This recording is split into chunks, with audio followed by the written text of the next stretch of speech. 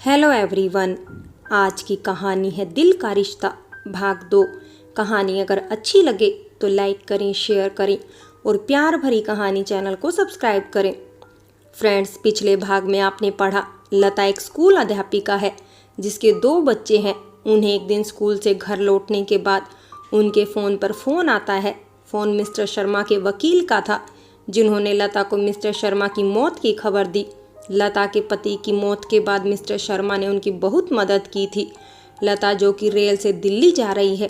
अब आगे। मिस्टर शर्मा एक आईएएस अधिकारी थे। वो करीब 55 वर्ष के विधुर थे। एक बार यमुना एक्सप्रेस हाईवे पर मिस्टर शर्मा की गाड़ी का एक्सीडेंट हो गया था। ड्राइवर की मौत मौके पर ही हो गई थी और मिस्टर शर्मा भी बुरी तरह से घायल, खून से लथपथ वहीं गाड़ी में ही बेहोश थे। रास्ते में आते जाते कई लोगों ने उन्हें देखा था, पर किसी ने भी आगे बढ़कर उनकी मदद नहीं करनी चाहिए थी। यह अपना भारत देश है जहां रोड एक्सीडेंट के समय पर इलाज ना मिलने के कारण ही करीब 70% लोगों की मृत्यु हो जाती है। भला बेवजह कौन पुलिस और एक्सीडेंट केस के झंझट में उलझना चाहता है। उसी रास्ते से अपनी मोटरसाइकिल से अमित भी वापस घर कानपुर लौट रहा था। उसने भी मिस्टर शर्मा की क्षतिग्रस्त गाड़ी को देखा। करीब रात के 10 बज रहे थे। आती जाती गाड़ियों के लोग भी मुड़ मुड़ कर गाड़ी को देख रहे थे। अमित ने अपनी बाइक रोक दी और मिस्टर शर्मा की गाड़ी की तरफ बढ़ा। गाड़ी बुरी तरह से क्षतिग्रस्त हुई थी। गाड़ी के अंदर सिर्फ 2 ही लोग थे, मिस्टर शर्मा और उनका ड्राइवर। अमित ने ड्राइवर को भी चेक किया, पर वह मर चुका था। मिस्टर शर्मा की भी सांसें बहुत धीमी चल रही थी। अमित इन दोनों में से किसी को नहीं जानता था, पर फिर भी वह मानवता के धर्म को जानता था। पुलिस को इन्फॉर्म करके बिना एम्बुलेंस के आने का इंतजार किए हुए किसी तरह अपनी मोटरसाइकिल पर कुछ लोगों की मदद से वह मिस्टर शर्मा को हॉस्पिटल लेकर गया। अगर वह एम्बुलेंस के आने का इंतजार करता तो शायद बहुत देर हो जाती। हालांकि इसके लिए उसे पुलिस पूछताछ का सामना भी करना पड़ा था, पर मिस्टर शर्मा के होश में आते ही पुलिस भी उससे नरम पड़ गई थी। कारण था मिस्टर शर्मा के पद की गरिमा। यह विचारधारा भी हमारे सामाजिक जीवन का एक कटु सत्य ही है। हमारे समाज की एक अलग ही मनोस्थिति है। सब लोग कमजोर को ही प्रताड़ित करते हैं, सामर्थ्यवान से कोई उलझना नहीं चाहता। इसी कारण जो पुलिस वाले अमित को ही इस केस में उलझा देना चाहते थे, अब अमित की तारीफ करते हुए नहीं थक रहे थे। अमित ने उस दिन मिस्टर शर्मा की जान बचाई थी। समय रहते हुए उन्हें हॉस्पिटल पहुंचाया था। अमित था भी ऐसा ही इंसान, सबकी मदद को तत्पर रहता था। तब से वह अमित के इस उपकार के बदले उसके आभारी थे। मिस्टर शर्मा ने अपनी सबसे छोटी बेटी की शादी तय की थी और उनके ना होने पर शायद यह अच्छे से संभव नहीं हो पाता। शर्मा के बच्चे विदेशों में पढ़ रहे थे और कुछ शादी करके वहीं बस गए थे। वो अकेले यहाँ अपनी नौकरी कर रहे थे। ऐसे में अमित का हंसमुख स्वभाव उनकी उदास होती जिंदगी में खुशियों का झोंका बनकर आया था। जब तक मिस्टर शर्मा हॉस्पिटल में थे, अमित उनसे मिलने रोज जाता था। उम्र के अंतर को दरकिनार कर मिस्टर शर्मा और अमित अच्छे दोस्त बन गए थे। मिस्टर शर्मा ने अमित और लता को अपनी बेटी की शादी में आमंत्रित भी किया था, पर नीतू होने वाली थी। इस कारण लता मिस्टर शर्मा के घर पर नहीं जा सकी थी। बाद में मिस्टर शर्मा ने अमित को बताया कि उन्होंने जिंदगी की आशा ही छोड़ दी थी। उनके अंदर जिंदगी जीने की इच्छा ही खत्म हो गई थी। पर अमित से मिलने के बाद उन्हें अपनी जिंदगी की कीमत पता चली थी। मिस्टर शर्मा से वो पहली बार नैति के जन्मदिन पर मिली थी। अमित उन्हें पहली बार अपने घर लेकर आया था। लता को मिस्टर शर्मा को देखकर काफी आश्चर्य हुआ था। उसे लगा कि मिस्टर शर्मा की बेटी की शादी में उसको जाना था, पर यह तो अमित के पिता की उम्र के थे। लता ने उनके पैर छुए। उन्होंने भी स्नेह से लता के सर पर हाथ फेरते हुए कुछ रुपए निकालकर अपने हाथ से लता को दे दिए थे। बाद में लता ने अमित और मिस्टर शर्मा के इस अजीबो गरीब से रिश्ते के बारे में अमित से पूछा तो अमित हंसने लगा। इसमें हंसने वाली कौन सी बात है? तुम उन्हें नाम लेकर पुकारते हो।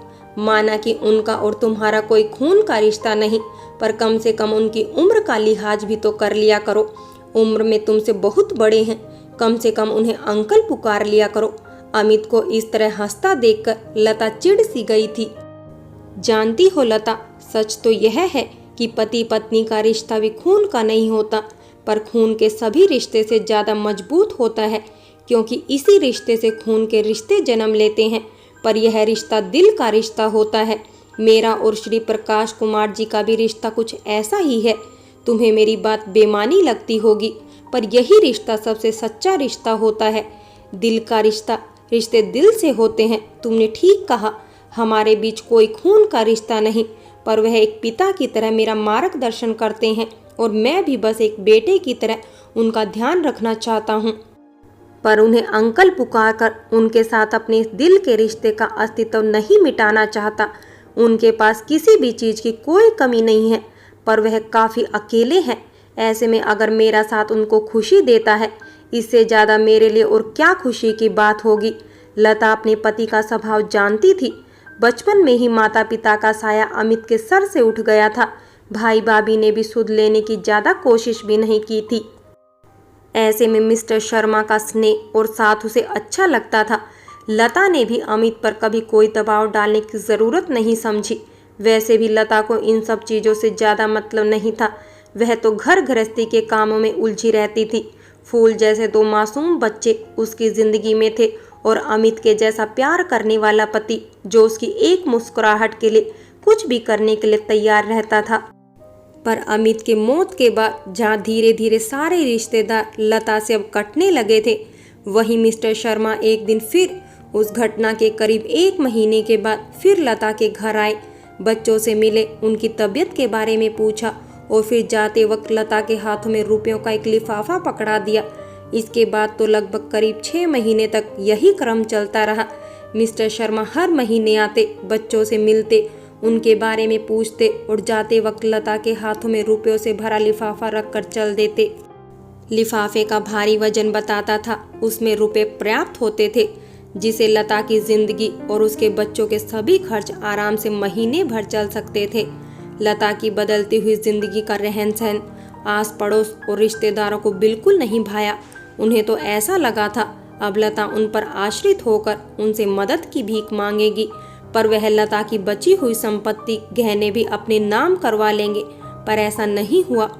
और जब भी कोई कार्य समाज की मुख्य धारा के मन से विपरीत जाकर होता है, तो उसे समाज के ठेकेदारों के प्रतिरोध का सामना करना पड़ता है, चाहे वह कार्य सही ही क्यों ना हो। समाज यह नहीं देखता, वह तो बस एक अलग ही विचारधारा पर चलता है। यह विचारधारा भी हमारे सामाजिक जीवन का एक कटु सत्य ही है। हमारे समाज की एक अलग ही मनोस्थिति है।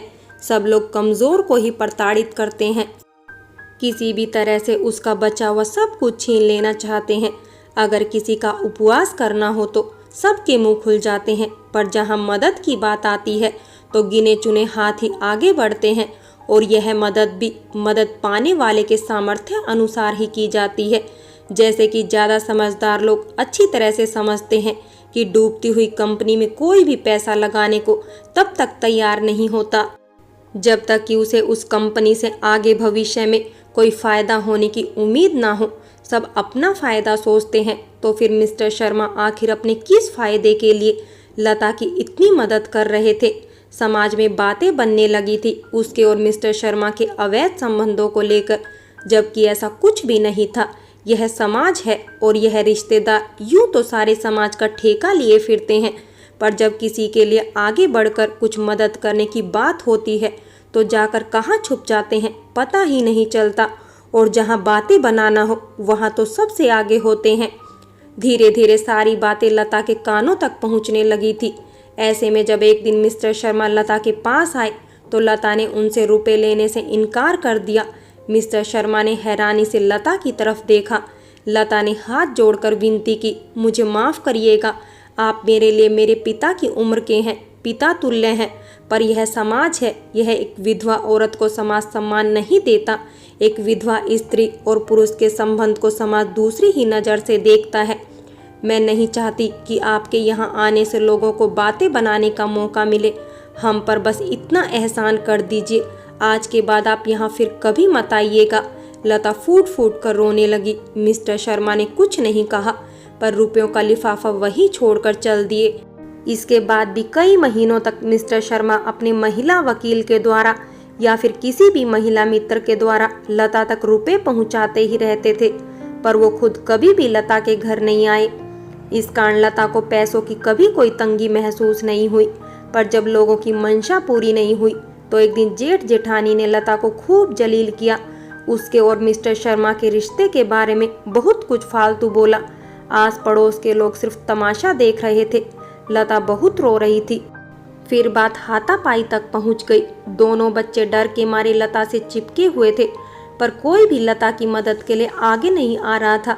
लता तो सब समझती ही थी। अमित के इतने बड़े पैतृक घर में जो एक कमरा उन लोगों ने लता को रहने के लिए दिया था, वह भी अब उससे लेना चाहते थे ताकि उसे किराए पर चढ़ाकर आमदनी हो सके। लता को सीधे तरीके से तो घर से निकाल नहीं सकते थे, इसलिए उन्होंने यह रास्ता अपनाया था, जबकि कानूनन इस घर में आधा हिस्सा अमित का भी था। पर लता भी मजबूर थी। उसके आगे पीछे कौन था जिसके बल पर वह एक लंबी कानूनन लड़ाई लड़ती। जेठ जेठानी की नीयत उसे समझ में आ रही थी, पर यह समाज के ठेकेदार और रिश्तेदार लता ने भला उनका क्या बिगाड़ा था जो बुरी तरह हाथ धोकर उसके पीछे पड़ गए थे। आते जाते रास्ते में हर वक्त किसी न किसी की नज़र या उंगली उस पर उठते ही रहती थी। कुछ लोग मुंह पर भी तो कुछ लोग पीठ पीछे बातें बनाने से बाज नहीं आ रहे थे। इतने पर भी जब इन समाज के ठेकेदारों का पेट नहीं भरा तो एक दिन सब मिस्टर शर्मा के ऑफिस तक पहुंच गए। वहां उनके ऑफिस में भी उन लोगों ने काफ़ी तमाशा खड़ा किया था। तब मिस्टर शर्मा के गार्ड्स ने उन्हें किसी तरह से ऑफिस से निकाला था। लोग वहां से हटने को तैयार नहीं थे। मौके पर पुलिस भी वहां पहुंच गई थी। आखिर मिस्टर शर्मा एक आईएएस अधिकारी थे। पुलिस को देखकर इन लोगों की हवा गुम हो गई थी। पुलिस ने सबको बेवजह सरकारी कार्यालय के सामने हंगामा करने के जुर्म में गिरफ्तार कर लिया था, पर बाद में मिस्टर शर्मा के कहने पर इन सबको चेतावनी देकर छोड़ भी दिया था। सारी बातें लता के कानों तक पहुंच रही थी। पानी सर से ऊपर जा रहा था। लता धीरे धीरे डिप्रेशन में जाने लगी थी। पर एक दिन तो उन लोगों ने जो किया उसकी कल्पना किसी ने भी नहीं की थी। लता ने तो कभी सपने में भी नहीं सोचा था कि संपत्ति के लिए लता को प्रताड़ित करने के बाद भी उन्हें कुछ नहीं मिला। तो ऐसे में एक रात उन्होंने फिर सिर्फ उसी संपत्ति के लिए उन लोगों ने उसके बच्चे की जान लेने की कोशिश की। उसके बच्चों को चॉकलेट में जहर दे दिया। फ्रेंड्स, कहानी अगर अच्छी लगी हो तो लाइक करें, शेयर करें और प्यार भरी कहानी चैनल को सब्सक्राइब करें।